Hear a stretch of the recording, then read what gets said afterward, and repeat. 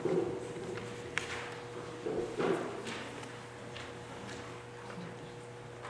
you are and wherever you find yourself on the journey of faith, know that you are most welcome here. Receive the richness of God's love given for you.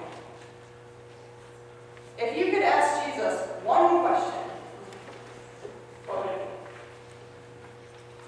be? I have a few guesses about what some of you would pick, and I can almost guarantee that none of you would come up with the most absurd hypothetical situation about a woman who has a pretty sucky life. In the Bible, it's hard to find a story about a woman that isn't closely linked to her being a mother, her struggle to be a mother, or her inability to be a mother. Even the Sadducees, who were like a certain subset of clergy in Jesus' day, they wanted to trap him in theological questions so that the crowds of people would stop following him. Jesus was starting to get a reputation, more people were joining on board, and they were trying to make him look like a fool so that he wouldn't have as much power. So in their little theological game, they used a woman as bait. So they give this over-the-top story about a woman who's married to the oldest of 7 brothers, and she's not able to have a child with him, and he dies, so the next oldest brother marries her, and then they don't have a child, and she ends up marrying all 7 brothers, and all 7 brothers died, and now she dies, with no husband and no children. And in their one shot to ask Jesus any question in the world, this is their pick. Whose husband will she belong to? In Jesus' day, marriage was a contract, an exchange of property. The Sadducees are asking, in heaven, which husband gets to claim this woman as his property to keep serving him for the rest of eternity? In their question, we see the understanding of how they view this world, which to them seemingly bled into the next. But there will be those with power, and there will be those who serve. There will be those who are under, who will be denied rights, who will not be seen as anything more than what they can produce, and it's okay that they will be treated as less for the rest of eternity. And the one question the Sadducees reveal how it's totally possible to be civilized and cruel at the same time. Now we could pat ourselves on the back and be thankful that we no longer look at women this way, that their only worth is in being a mother. And yet we may not always be quite as far away from the Sadducees as we think. Now throughout his ministry, Jesus imagines many different roles for women. The financial planners and backers for his ministry, theologians and teachers, missionaries sent out to tell their story of what God has done for them. Jesus apparently thought so highly of women that it was to them that he appeared on Easter morning with the job of sharing the good news. Christians around the world are worshiping today because there were women who answered God's call to be active and bold and courageous. Back to the Sadducees' questions. Jesus' answer is a bit wordy and tough to understand, in fact.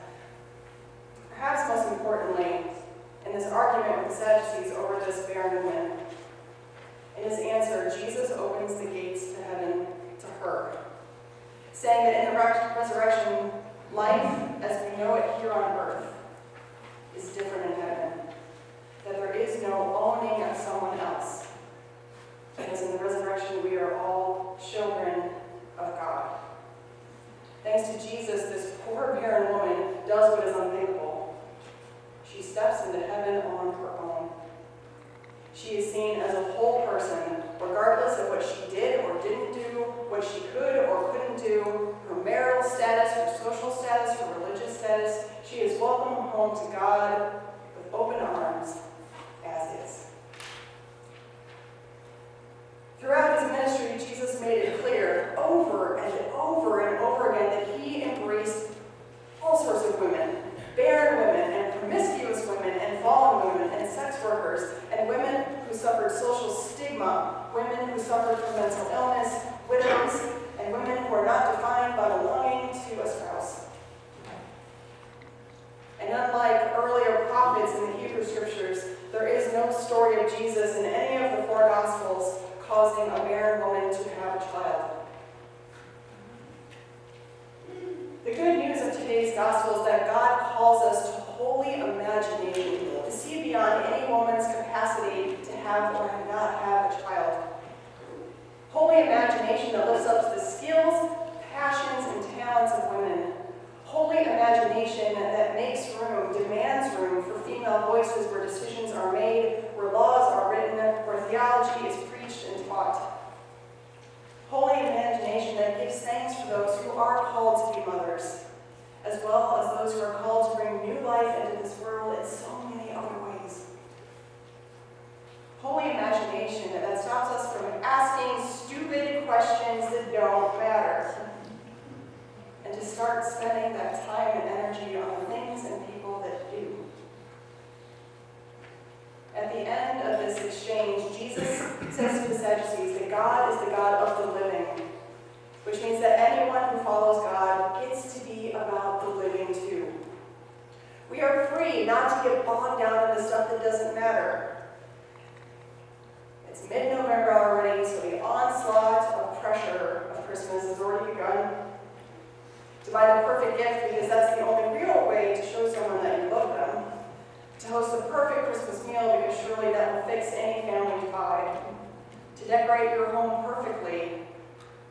To pretend that there aren't any messes in your world. We are free to choose not to get bogged down in what doesn't matter and to throw ourselves into the stuff that does matter.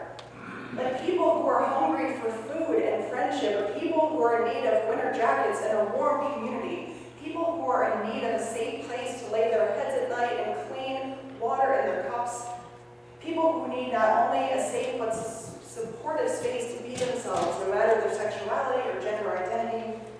People with brown and black bodies in this country need their stories to be heard and valued, like we heard from Pastor Lenny Duncan on Friday night at St. Bartholomew Lutheran Church in Trenton. And we'll continue that conversation today after worship in book club, where we're looking at his book called Dear Church, a love letter to the whitest denomination in America.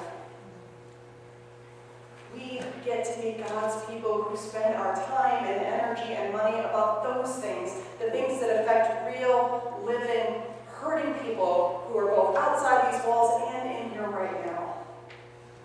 And that work will be hard sometimes, and we will not always get it right. And most of the time, it will cost us something.